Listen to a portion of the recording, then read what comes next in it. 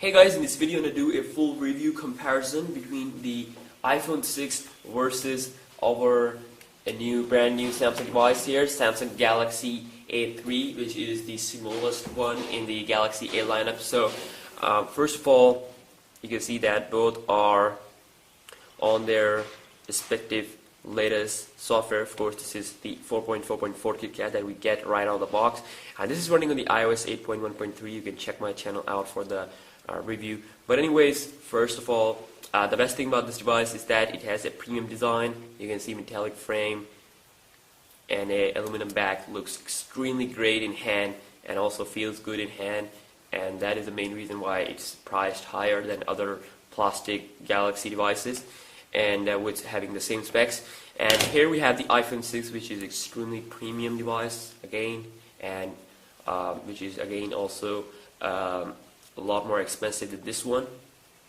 But still, if we talk about the build quality and all that, this one is using metallic frame and aluminum back, zero plastic, and it has the same kind of elements used that we have on the iPhone 6, and it is available for almost like less than $400, while this one is above $700, $750. So a lot of difference there in terms of price.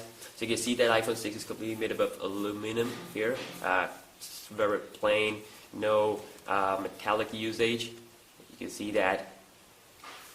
Looks pretty good in hand too, but this one here has metallic frame, which is really good for having a good grip on the phone, and on the back you have aluminum. So if you talk about the camera here, this is an 8-megapixel camera on the back on both of this, and you can see that the sensor here is better here on the iPhone 6. That's why it is 8-megapixel, but anyways, it depends on the sensor use. So sensor on the iPhone 6 is really better, which will give it an edge in terms of capturing a good low light photos and all that. But I've already done a camera review. You can check my channel out.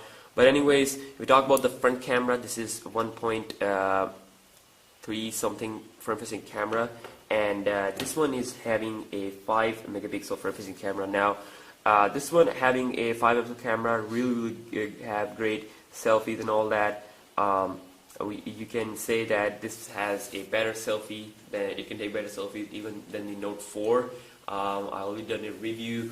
Check out my channel for a full comparison, but anyways, this is really better. This is not an ordinary 5-megapixel that we see on China phones. This is Samsung's 5-megapixel camera, really great for taking wide range selfies and all that. This is 1.3-megapixel front-facing camera, which can record 720p video, while this one can record a 1080p video using the front camera. So they really have increased that. So if you hold both of these devices here, you can see both are extremely thin, and both are around at the same slimness. So the iPhone 6 is almost 6.9 millimeter thin. You can see that it's really thin device. Well, this one is a little bit more slimmer, 6.7 millimeter. You can see there's not a major difference here, and when you hold both devices in hand, both looks lighter. You can't really tell which is more heavier than that. So this is 110 gram in weight, extremely light, while the iPhone 6 is 129 gram in weight. Not that much of a weight for a phone. Both are incredibly made, and also on the top we have nothing on both of the devices. On the sides you can see this side here, right side, both have the power button. This one has the power button at the almost same point the iPhone has, and below the power button we have the SIM card and the SD card slot, which is good for storage. This one comes with a 16 GB of storage, so we do get a memory card slot for expanding the storage up to 64 GB. And here we have the SIM card tray, but no micro SD card. And then also on this side we have the volume rocker and the you can say this silent and ring mode button here. And then also in the back you can see the camera and the flash. This is two-tone LED flash here. And on the bottom we have the 3.5mm headphone jack, the charging port, and the speaker on the iPhone 6. Here we have the microphone, but speaker is here. So really great in terms of design and all that. Both are extremely premium, both of them look extremely premium, but it all comes down about the price. This one is offering at is available at extremely less price as compared to the iPhone 6. So if we talk about the internals of this one, this is running the Apple A8 chipset, dual-core 64-bit 1.3 gigahertz clock speed. So this is really fast. While this one is having a 1.4 gigahertz clock speed, quad-core, 1.2 gigahertz Snapdragon 410, which is also 64-bit but a mid-range CPU. It will not perform that much good in games and all that as compared to the iPhone 6, Apple A8. GPU-wise, iPhone 6 is extremely strong at PowerVR G6 430, while this one is having a Adreno 306, which is really bad in terms of GTA games.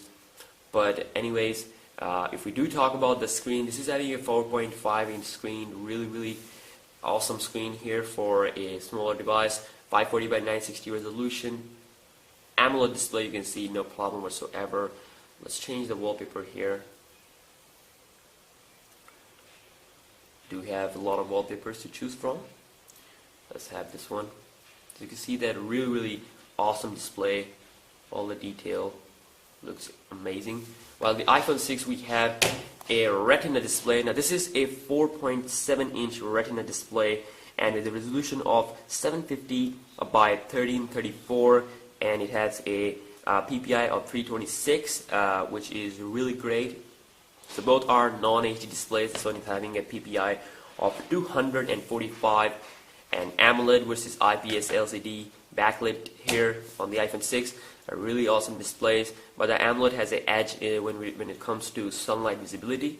So if we talk about the software, this is running Android 4.4.4 KitKat. This is running 8.1.3 iOS. Really fast, both of them. You can see both are extremely fast. There's no lag whatsoever on the A3. The daily day-to-day task is really fast on both of them. I already done a App Learning speed test. You can check out my channel, but you can see that, trust me, this is really fast. You will not gonna see any lag whatsoever. So 4.4.4 KitKat here versus iOS 8.1.3. If we talk about the RAM, this is coming with a 1.5 GB RAM, which is more than the iPhone 6 RAM, but iPhone 6 has an optimized iOS, you can say optimized software, so there's not much of a problem. While this one here with the Android eats more RAM. That is one thing to consider.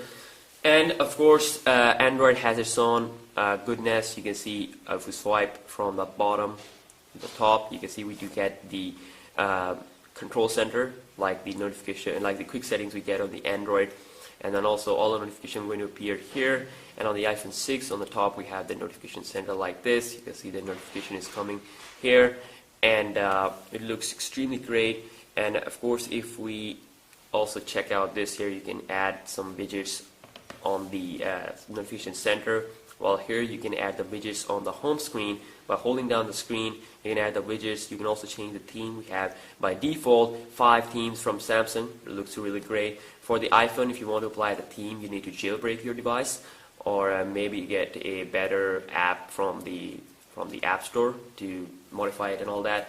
And also, if we talk about the camera, now camera-wise, iPhone 6 does have an edge. So let's try opening up the camera app here.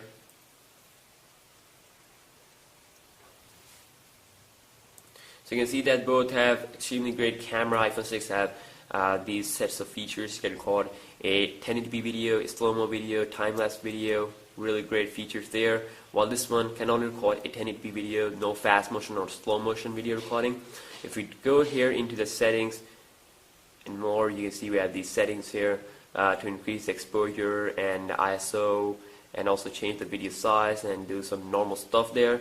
You can also increase the exposure here by sliding up and down, which is really great. The focus is really fixed on the iPhone 6. So for back camera wise, iPhone 6 does have an edge. It also comes with these quick, you could say, effects. Same way you have these effects available on this one. Of course, you can check out here. You can see a lot of effects there, same as we have on the iPhone 6. Now, if we switch to the front-facing camera, now this is where the this one just shines. You can have the palm selfie feature if you want to. You can also have you can say you can also immediately capture the photo by touching the screen. While the iPhone 6 has a focus touch to focus ability, which is really great, which we don't get here. Also, the quality wise, this might have an edge here. We've done a camera test, so this one has an edge here. It has a really big sensor, you could say. It has more lights at dangerous conditions.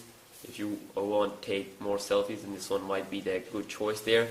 Also, if we go here in the settings, we same like the back camera. We have a lot of features there. This can also record a 1080p video, while the iPhone 6 can only record a 720p.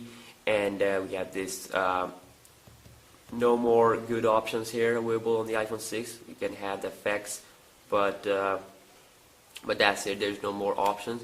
Well, here we do have the palm selfie, an extremely great feature which is called as wide range selfie. If you are sitting, a lot of people are sitting in a room, and if you want to take a selfie, then you can have that wide range selfie mode, which is really great. That was first debuted on the Galaxy Grand Prime. So really awesome, both the devices. And lastly, this one is having a 1900 mAh battery, while the iPhone 6 is having a 1810 mAh battery.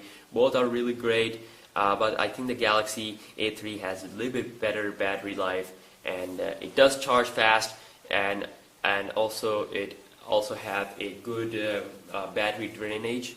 So if you charge it, if you use it for about like normal usage, Wi-Fi plus and some apps, some messaging, Facebook, normal usage, it will give you 1+ day, while the iPhone 6 will not going to give you that much of a battery. At least I've used it. In my case, it is not that good in battery as compared to other high-end phones which are available for equal to the iPhone 6 price point, like the Note 4 have good battery life. Galaxy 5 improved with the lollipop, but anyways, it is a good phone in terms of battery life. So if you want a premium phone having a premium design, if you don't care about the internal processor and all that, this might be the choice for you. But if you really care about the internal processor performance and all that, and if you are an Apple fan, if you love iOS, and if you don't want the micro SD card storage, then you can get the iPhone 6. It also has this fingerprint sensor built into the home button with really great features. And if you triple tap here, you also do get a